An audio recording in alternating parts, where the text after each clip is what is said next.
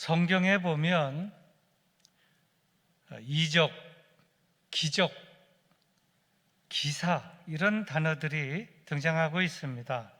이 단어들을 보면 다 비슷비슷한 단어들입니다. 이 세 가지 단어는 인간의 능력을 초월하는 초자연적이거나 초인간적인 놀라운 행사를 말하는 단어들로서 설명을 하자면, 이적은 이렇습니다.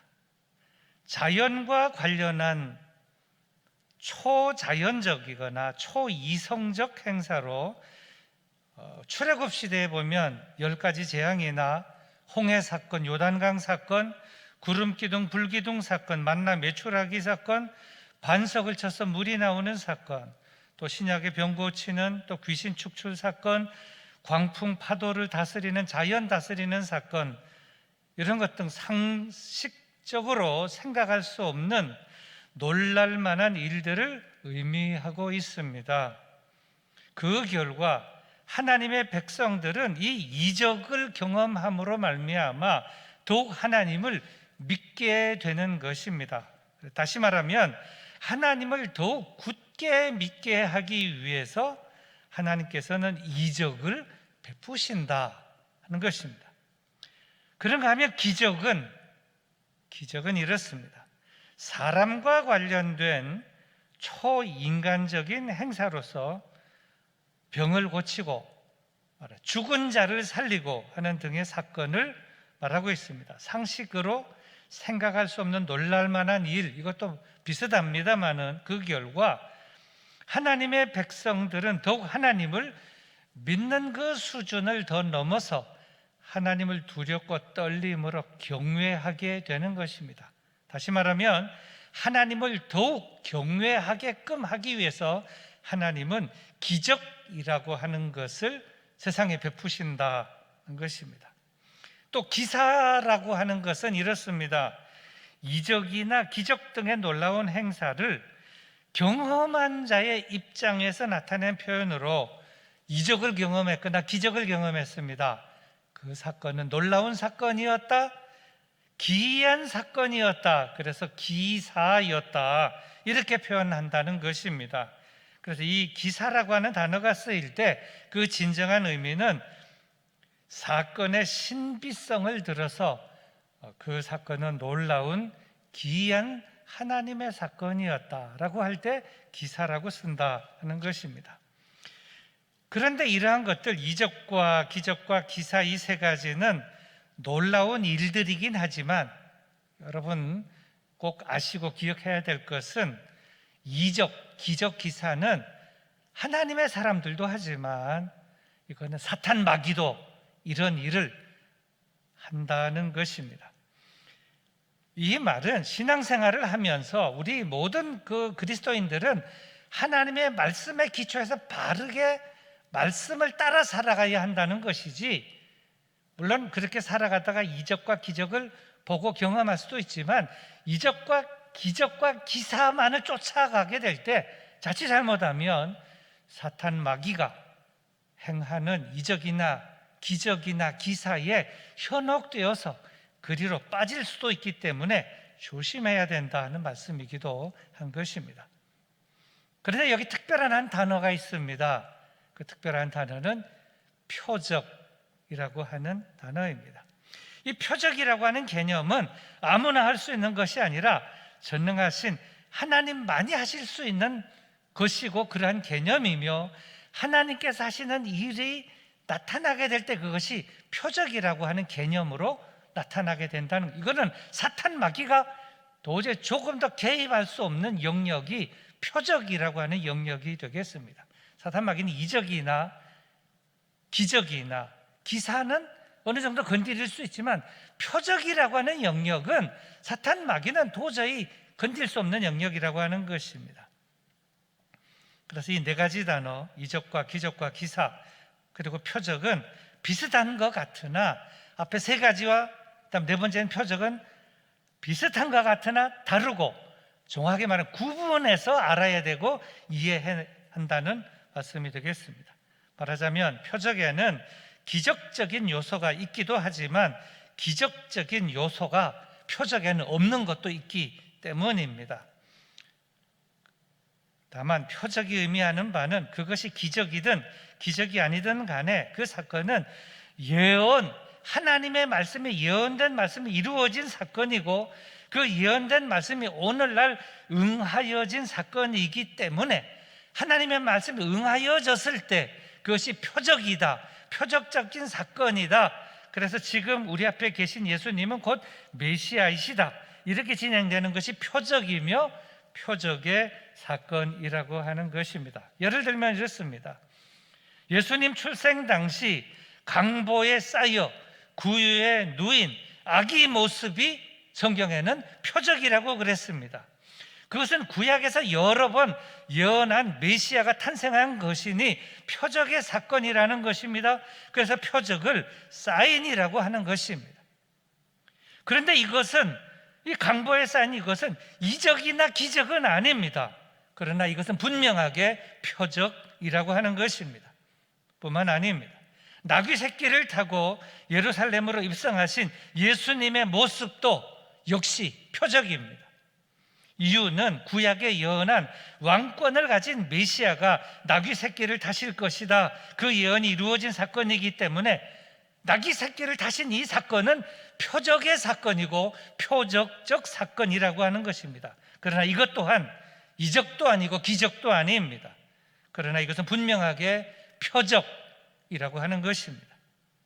이처럼 신약 성경에 나타나는 표적 사건들은 한결같이 구약의 예언에 근거하고 있습니다. 말하자면 하나님께서는 구약 시대의 선지자들을 통하여 이스라엘 백성들에게 메시아를 보내주실 것을 예언해 주셨고, 그래서 보내주신 그 메시아를 메시아로 확실하게 알아볼 수 있도록 하기 위하여 메시아의 표적까지 보여주실 것을 예언하신 것입니다. 왜냐하면 이러한 메시아의 표적이 없이는 그 누구도, 아무도 메시아를 메시아로 알아볼 수가 없기 때문이었습니다.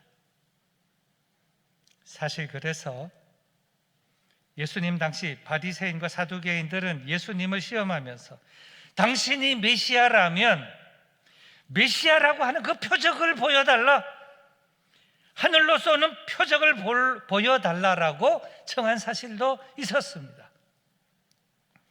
그리고 이 표적의 결정적 사건은 예수님의 십자가 사건과 부활 사건입니다. 십자가에서의 죽음과 부활을, 이것으로 예수님이 구약에서 예언된 메시아이시며 그리스도임을 확실하게 보여주셨다는 것입니다. 지난 주일에 오병이어로 5,000명을 먹이신 사건을 말씀드리면서 그 사건은 표적으로서의 사건이라고 말씀을 드렸습니다. 그리고 그 표적이라고 하는 말, 그 단어를 사용하신 분은 다른 사람이 아닌 예수님이셨는데, 그때 예수님께서는 이렇게 말씀을 하셨습니다.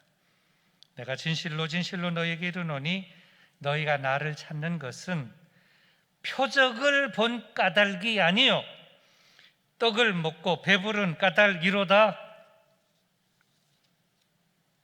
다시 말하면 분명히 오병이어로 5,000명을 먹인 표적 사건을 보고 먹고 경험하였지만 그것을 표적으로, 하나님께서 하신 놀라운 역사로, 하나님께서 보내신 자 많이 하실 수 있는 엄청난 사건이라는 것은 알지 못하고 그저 단순히 5,000명이나 배불리 먹은 떡 사건, 빵 사건으로만 알았다는데 문제가 있었다는 것입니다.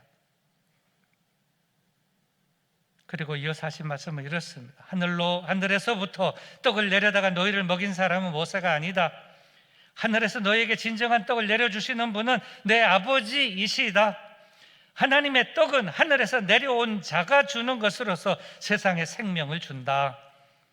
너희 조상들은 광야에서 만나를 먹어서도 다 죽었지만 하늘에서 내리는 이 떡을 먹는 사람은 죽지 않는다. 나는 생명의 떡이다. 나는 하늘에서 내려온 살아있는 떡인데 누구든지 이 떡을 먹는 사람은 영원히 살 것이다. 이 떡이란고 세상에 생명을 주는 내 살이다. 그리고 이어서 오늘 말씀은 예수님이 누구신가에 대해 아주 분명하게 말씀하고 있는데, 오늘 이 말씀을 받는 우리 모두는 이 말씀을 오늘 나에게 주시는 말씀으로 분명하게 받아야 할 것이고, 받으면 머릿속으로 이해만 하지 말고 마음으로 믿을 때 생명의 역사가 일어나게 되는 줄로 믿습니다. 오늘 본문 31절의 말씀입니다.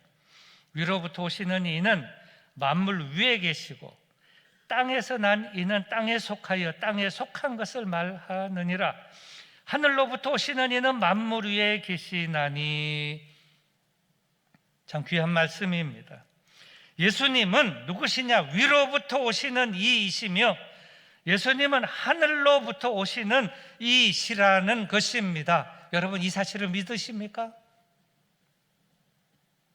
여기 위로부터, 위로부터, 하늘로부터, 여기 하늘이라고 하는 것은 공중에 구름이 있는 그런 하늘, 스카이라고 말하는 것이 아니라 천국이라고 하는 헤븐이라고, from heaven을 말하고 있습니다.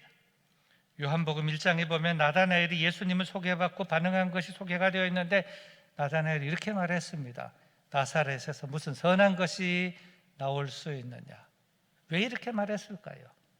나다나엘은 예수님의 소개를 받았지만 예수님을 하늘에서 온 자, 하늘에서 내려온 자로 이해하지 못하고 땅에서 난 자, 우리하고 똑같은 사람으로 생각했기 때문에 나사렛에서 무슨 선한 사람이 날 수 있겠느냐, 고개를 잘래 흔들었던 것입니다.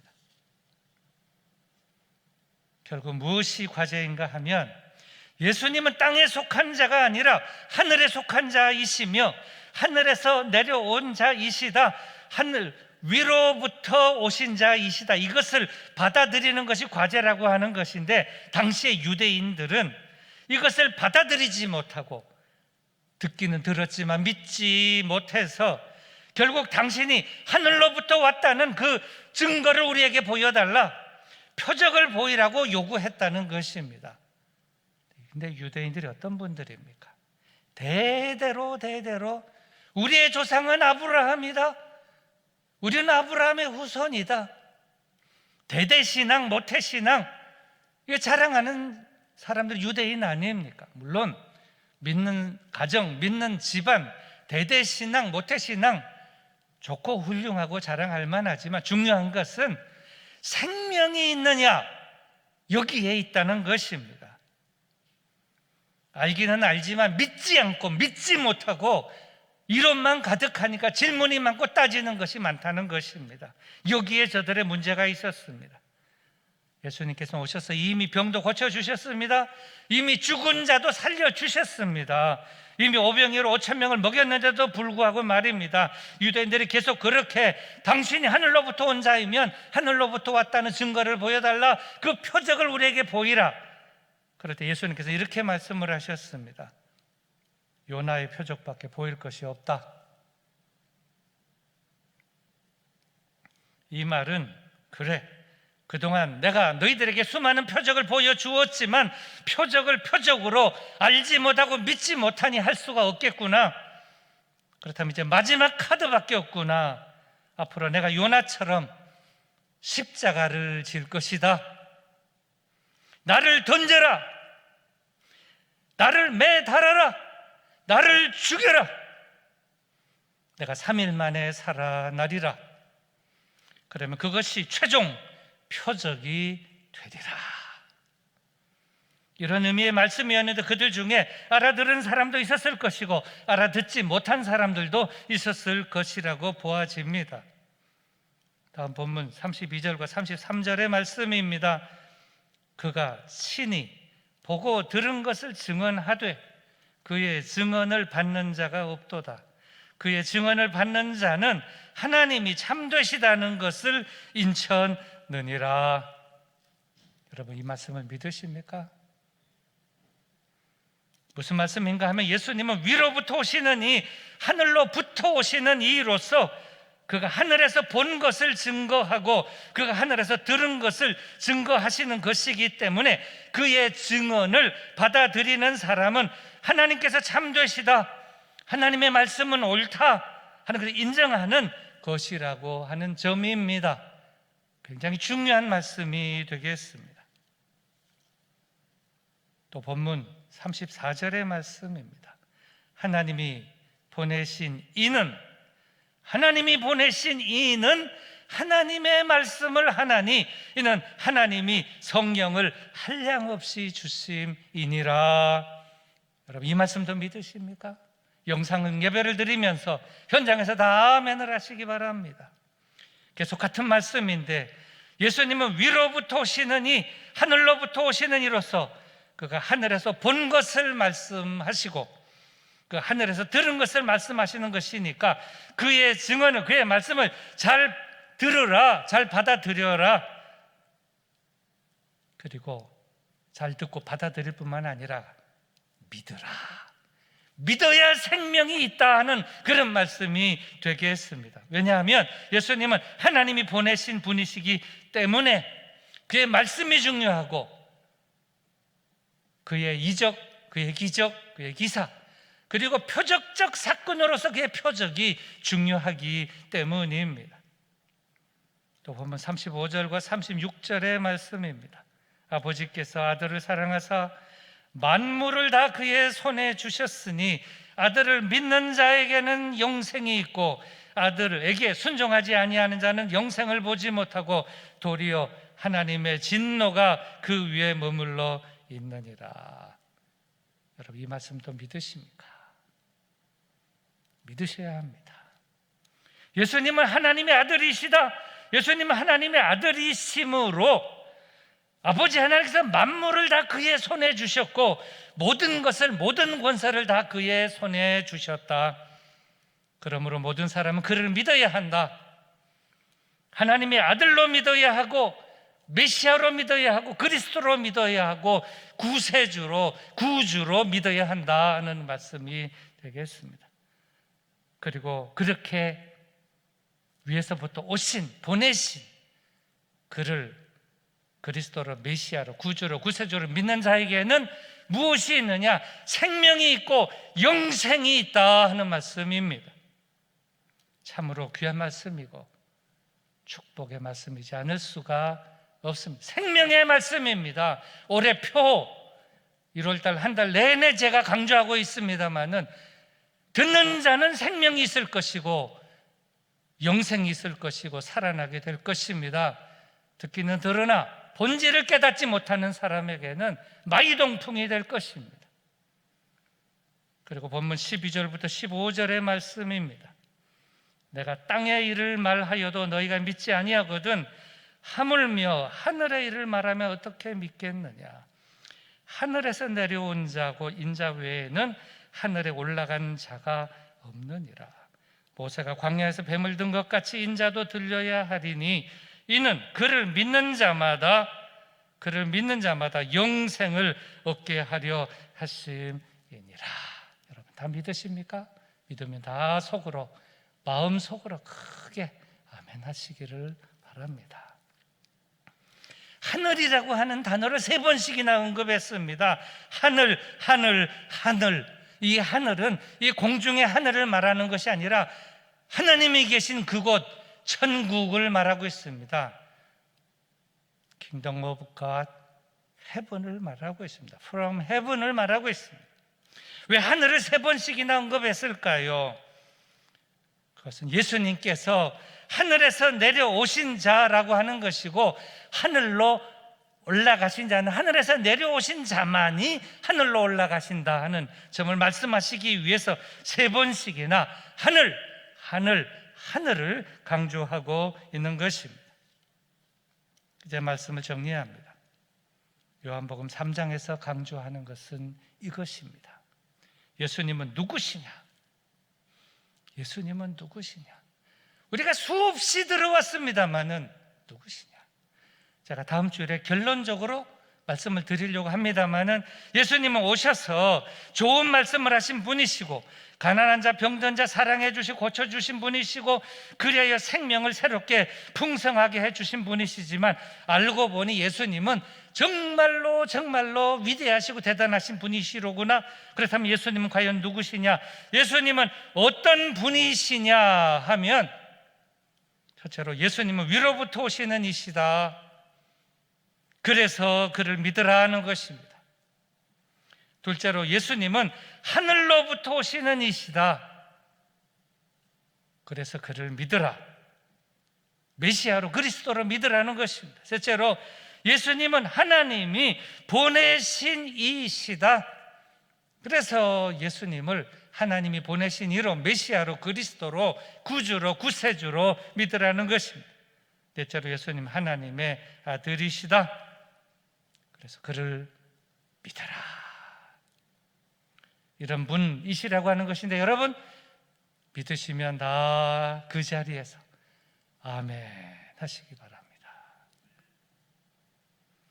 예수님은 땅에서 나신 분이 아니라 위에서 오신 분이시고 위에서 보내신 분이시고 하나님께서 보내신 분으로서 하나님의 아들, 우리에게 생명을 주시고 영생을 주시고 그 생명을 풍성하게 하시고 그걸 누리게 하시게끔 하기 위해서 보내신 분이라고 하는 것입니다. 그래서 하나님께서는 이 하나님의 아들이신 예수님에게 성령을 한량없이 주시어 하나님의 말씀을 하게 하셨으며, 보고 들은 것을 증거하게 하셨으며, 또 하나님은 아들에게 만물과 모든 권세를 그 손에 주시어 만물을 다스리게 하셨는데, 그렇게 하신 이유는 하나님께서 보내신 아들이신 그 예수님을 메시아로, 그리스도로, 구주로, 구세주로 믿게 하려고 그렇게 하셨다는 것입니다. 그리고 이것은 과거에는 감추어졌던 비밀이었지만 이제는 공개된 비밀로서 누구든지 예수님을 메시아로, 그리스도로 확실하게 믿기만 하면 구원과 생명과 영생을 얻게 되며 이 땅에서는 하나님의 보호와 인도하심을 받게 되며 맨 마지막엔 저 하늘나라에서 영생 복락을 누리게 된다는 것입니다. 이것이 성경이 말씀하는 하늘에서 보고 들은 것을 증언하는 예수님의 말씀입니다. 기도하시겠습니다. 거룩하신 아버지 하나님, 오늘 우리에게 생명의 말씀, 영생의 말씀을 들려주시니 감사합니다. 이 말씀을 듣고 깨닫고 붙들고 믿고 누리며 풍성한 생명 가운데 살아가는 우리 모든 교우들 되게 하여 주시옵소서. 예수님의 이름으로 기도드리옵나이다. 아멘.